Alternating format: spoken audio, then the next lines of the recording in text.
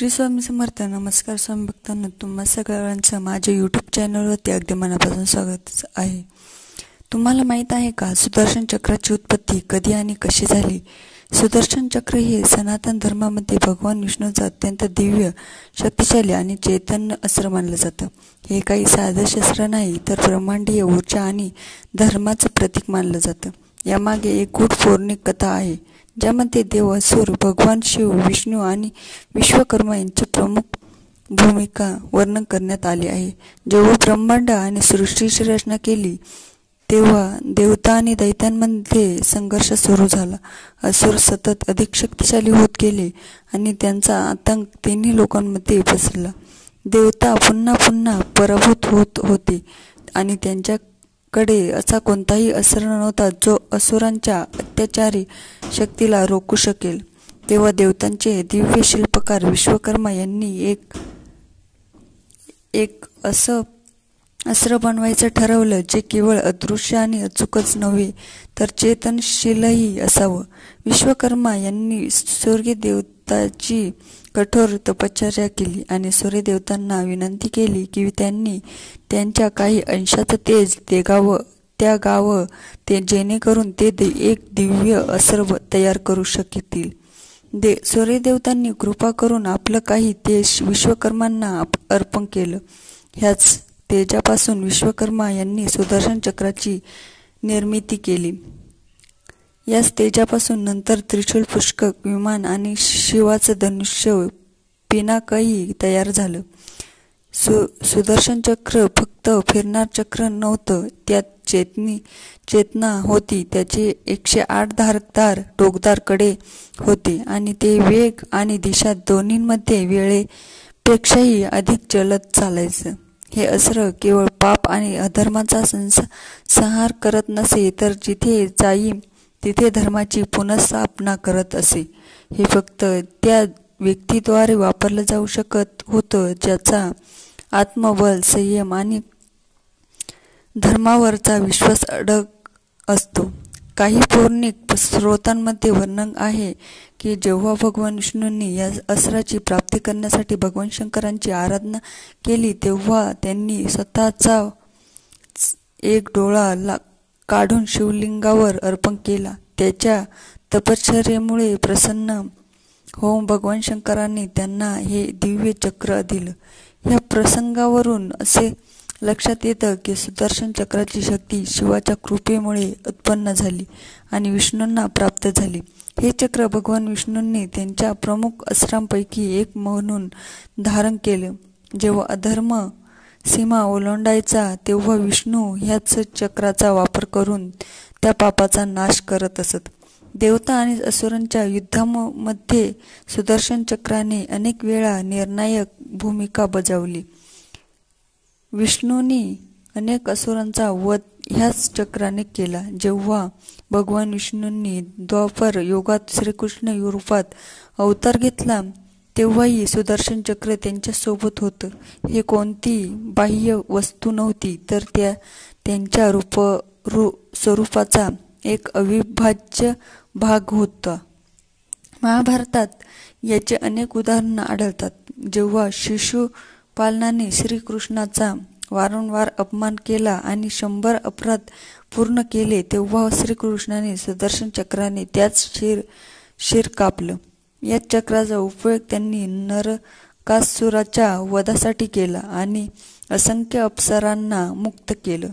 भीष्म पितामह प्रसंगात जेव्हा अर्जुन त्यांना पराभूत करू शकत नव्हता आणि श्रीकृष्णाने युद्धात हस्तक्षेप न करण्याची शपथ घेतली होती, तेव्हा त्यांनी रागाने आपलं सुदर्शन चक्र उचललं. हे पाहून भीष्मांनी आपल्या हातातील शस्त्र खाली टाकले आणि नम्रतेने म्हटलं, प्रभू, तुमचा रागही माझ्यासाठी वरदान आहे. यावरून स्पष्ट होतं की हे चक्र केवळ भगवान विष्णूंनी द्वापर युगात विनाश करत नव्हतं, तर सत्य आणि धर्माची स्थापना करत होतं. सुदर्शन चक्रामध्ये फक्त शारीरिक शक्ती नव्हती, ते आध्यात्मिक पातळीवर चेतनेचं प्रतिनिधित्व करत होतं. त्याच नावाचं सुदर्शन म्हणजे सुंदर दृष्टी किंवा दिव्य दृष्टिकोन हे अस्त्र फक्त बाह्य पापांचा नाश करत नाही, तर आंतरिक अज्ञान, अहंकार, लोभ, मोह आणि क्रोध यांसारख्या दोषांचाही नाश करत. जेव्हा एखादा भक्त श्रीकृष्ण किंवा विष्णूचं ध्यान करतो तेव्हा तो त्यांना सुदर्शन चक्र सहज पाहतो, कारण ते त्यांच्या न्याय आणि धर्माच्या शक्तीचं प्रतीक आहे. असं म्हणतात की हे चक्र वेळेच्या नियमांपलीकडे आहे. त्याची गती कोणी मोजू शकत नाही. ते प्रकाशाच्या वेगापेक्षाही जलद चालत आणि न थांबता कार्य करत. हे फक्त परत येणार अस्त्र आहे, परंतु फक्त तेव्हाच परततं जेव्हा कार्य पूर्ण होतं. याचा कधीही व्यर्थ किंवा खेळ म्हणून वापर झाला नाही. याचा उपयोग केवळ धर्माच्या रक्षणासाठी आणि अधर्माच्या नाशासाठीच झाला आहे. आधुनिक दृष्टिकोनातून पाहिलं तर सुदर्शन चक्र हे असं दिव्य उपकरण आहे जे फक्त बाह्य अस्त्र नाही, तर एक संदेश आहे की ब्रह्मांडाचा संचालन न्याय, धर्म आणि वेळेच्या आधारावर होतं. हे अस्त्र भगवान विष्णूंच्या त्या चेतनेचं प्रतीक आहे जी प्रत्येक युगात वेळेवर अवतरून पापाचा नाश करते. जेव्हा आपण श्रीकृष्णाला सुदर्शन चक्रासह पाहतो तेव्हा ते केवळ एक देवता नसून काळासोबत चालणारे धर्माचे रक्षक बनतात. त्यांनी कधीही या चक्राचा वापर अहंकारासाठी केला नाही, फक्त तेव्हाच जेव्हा धर्म संकटात असायचा.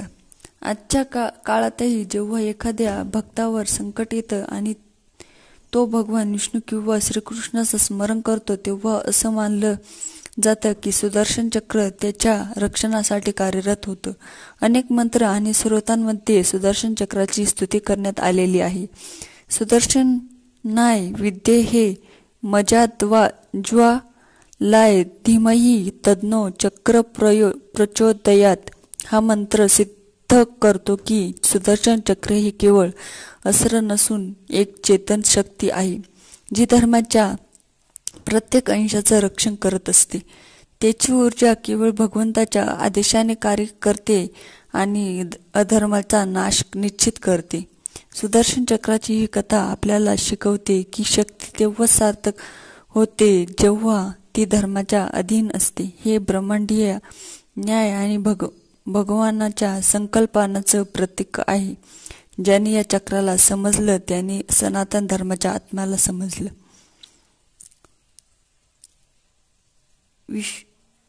विष्णूने गरुड वाहन का स्वीकारले? गरुड जन्मकथा व गर्वहरणाची पौराणिक गोष्ट. भगवान श्री विष्णूंनी आपले वाहन म्हणून गरुड या दिव्य पक्षाची निवड का केली यामागे एक अत्यंत रंजक आणि भक्तिमय पौराणिक कथा आहे. ही कथा वाचल्यावर समजते की केवळ सामर्थ्य नव्हे तर सेवा, भक्ती आणि नम्रता हाच खरा अधिकार मिळतो. गरुडाचा जन्म कसा झाला?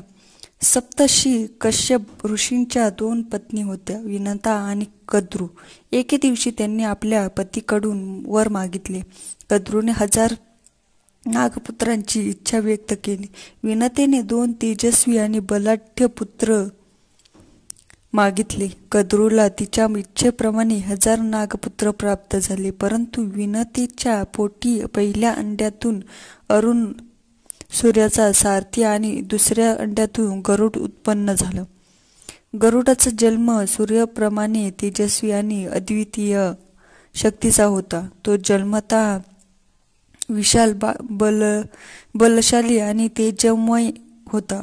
नागांनी विनतेला दासी का बनवलं?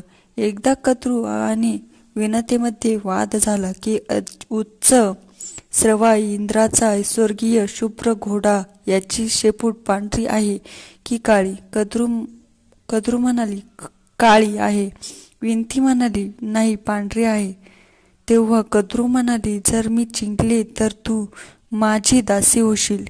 कद्रूने तिच्या पुत्रांना सांगितले की ते घोड्याच्या शेपुटाला लपून राहावं आणि ती काळी दिसावी. त्या फसवणुकीमुळे विनता हरली आणि कद्रूने तिला आपली दासी बनवलं. गरुडाने मातेसाठी काय केलं? गरुडाने आपली आई विनता नागांच्या गुलामगिरीत आहे हे पाहून अत्यंत दुःखी झाला.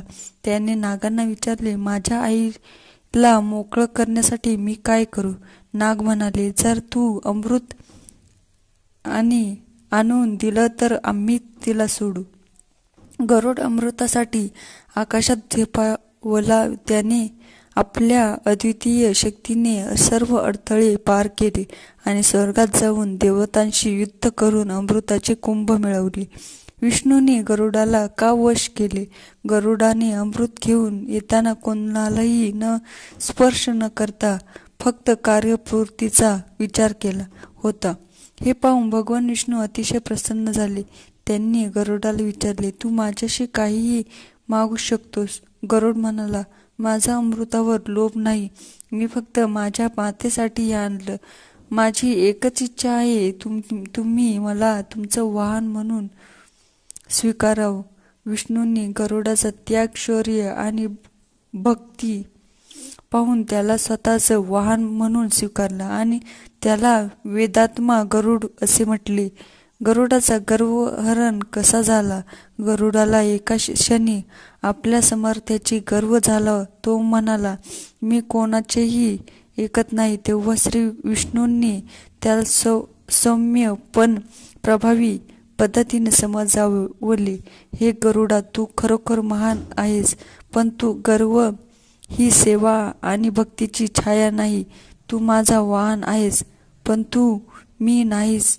हे ऐकून गरुडाचे डोळे उघडले. त्याने नम्र होऊन विष्णूला नमस्कार केला आणि पुन्हा एकदा निस्वार्थ सेवा करण्याची शपथ घेतली. भक्तांसाठी संदेश. गरुड जसा शक्तिशाली आहे तसाच तो भक्त, सेवक आणि कर्तव्यपरायण आहे. भगवंत विष्णूंनी देखील त्यांच्या निस्वार्थी भक्तीला ही कथा आपल्याला शिकवते की शौर्य, बुद्धी आणि सामर्थ्य यापेक्षा श्रेष्ठ आहे नम्रता, भक्ती आणि मातृसेवा. आशीर्वाद असो गरुड देवाचे व श्री विष्णूचे. गरुडासन विष्णू भक्तांचा तारक.